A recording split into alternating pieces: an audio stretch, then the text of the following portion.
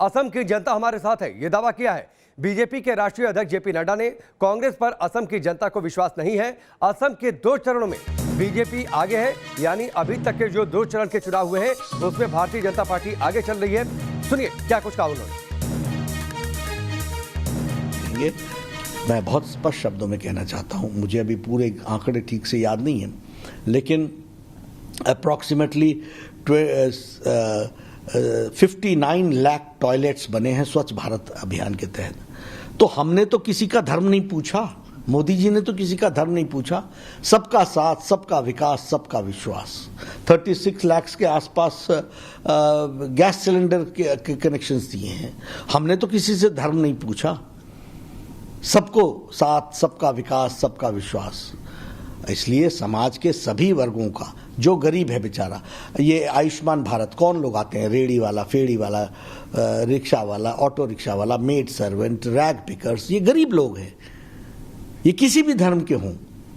50 करोड़ लोगों को 5 लाख रुपए का हेल्थ कवरेज देने की बातचीत की है। यहाँ लगभग 1,48,00,000 लोगों ने इसका लाभ उठा लिया है और लगभग मेरे ख्याल से 3 करोड़ लोग हैं जो असम के इसमें पात्र हैं। 3+ करोड़ लोग आयुष्मान भारत के। और सर्बानंद सोनोवाल जी ने अटल अमृत योजना के तहत उनको 2 लाख रुपए का और पैकेज दिया है। तो स्वास्थ्य के दृष्टि से ये चिंताएं हुई हैं और विकास हमारा बहुत बड़ा मुद्दा रहा है। गरीबों की चिंता करना हमारा मुद्दा रहा है, उसमें हम आगे बढ़े। सुरक्षा, समृद्धि और संस्कृति, इस नारे के साथ क्या लगता है चुनाव में बीजेपी प्लस 100+ का जो नारा है उसको अचीव कर? बिल्कुल करेंगे। और ये जो सुरक्षा, समृद्धि और संस्कृति की बात हमने कही है, ये यही लोगों के खतरे में थी। मैंने कहा आपको कि बोडो समझौते के बाद शांति प्रिय आसाम हो गया। उसी तरीके से बॉर्डर्स के जो झगड़े थे और बॉर्डर्स के में जो खुले रास्ते थे उनको सील करने के कारण असम मजबूत हो गया है और एक सुदृढ़ीकरण आया है और सिक्योरिटी मिली है लोगों को।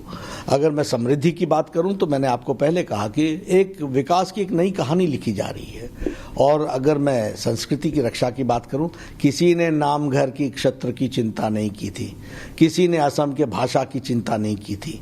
और यहाँ पर जो लोग असम की अस्मिता और असम की पहचान को के से गौरवान्वित महसूस करते थे, उसके साथ उसको बेइज्जती करने वालों को सर पर चढ़ाने का काम कांग्रेस पार्टी ने किया है और उनको असम की जनता सबक सिखा रही है।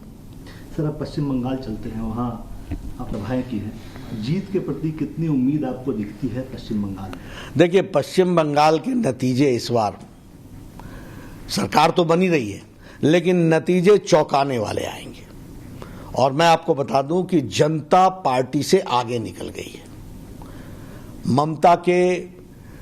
ममता जी के राज को लॉक, स्टॉक एंड बैरल छुट्टी करने के लिए बंगाल की जनता आतुर बैठी है।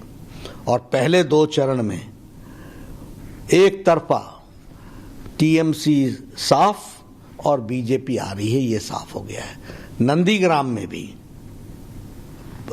स्पष्ट रूप में भारतीय जनता पार्टी की जीत निश्चित है।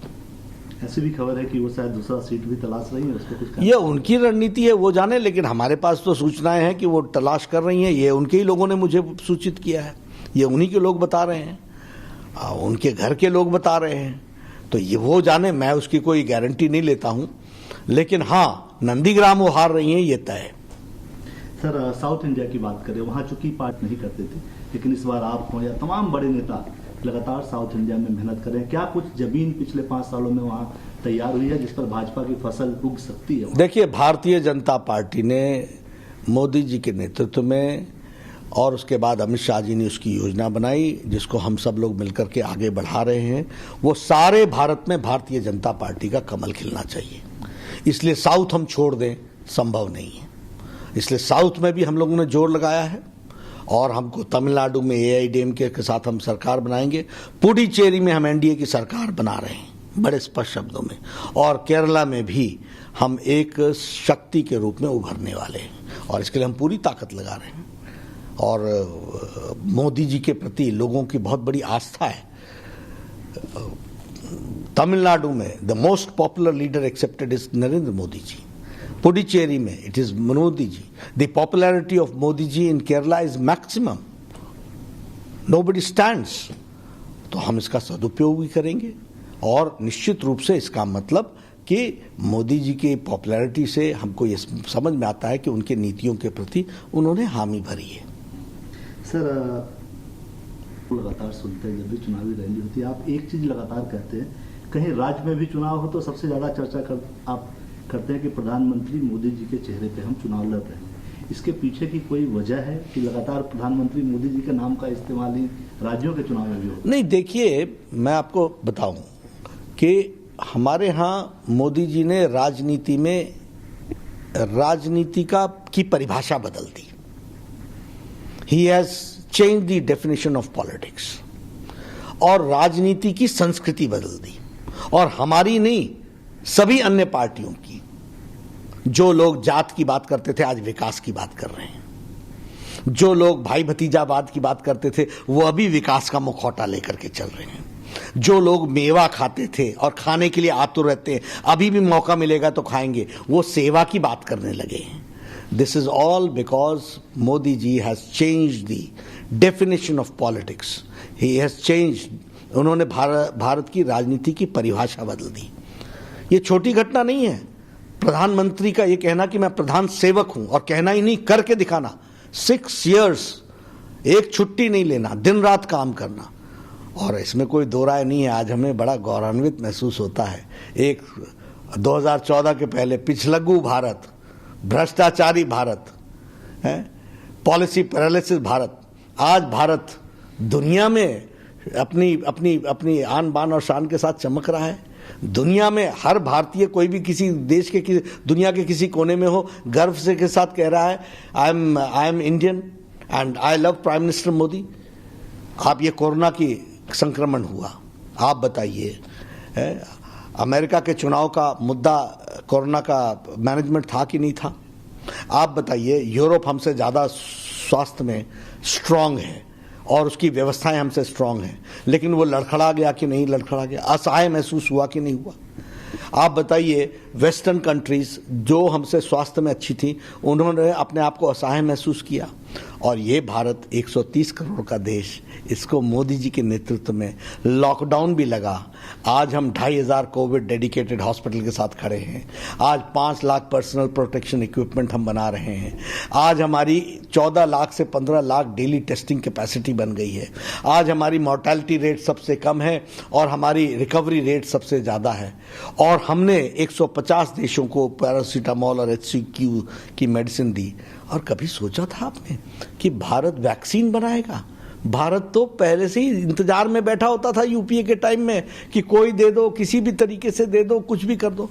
ये स्वाभिमान जगाने का काम नरेंद्र मोदी जी ने किया है. और उस स्वाभिमान के कारण आज हमारे यहाँ लगभग 2 वैक्सीन्स का निर्माण तो हुआ ही हुआ, और हमने वैक्सीन अपने देशवासियों को देने का तय तो किया ही किया. आज 72 देशों को हम वैक्सीन दे रहे हैं. कनाडा देश जैसा देश हमसे मांग रहा है. और यह भारत के लोगों का मनोबल को कितना ऊंचा करता है, ये हम समझते हैं. If we have such a leader, तो हमारे लिए, भारतीय जनता पार्टी के लिए, ऐसी शख्सियत जो देश में जिसके सबसे ज्यादा मान सम्मान हो, दुनिया में जो स्थापित नेता हो, उनका पार्टी के, और वो पार्टी के संगठन के व्यक्ति हैं. अगर संगठन ने उनको जब भी जो कहा है वो उन्होंने हमेशा पार्टी को माना है, तो ऐसे व्यक्ति का उपयोग करना, सदुपयोग करना, ये पार्टी के अध्यक्ष के रूप में मेरी जिम्मेवारी है.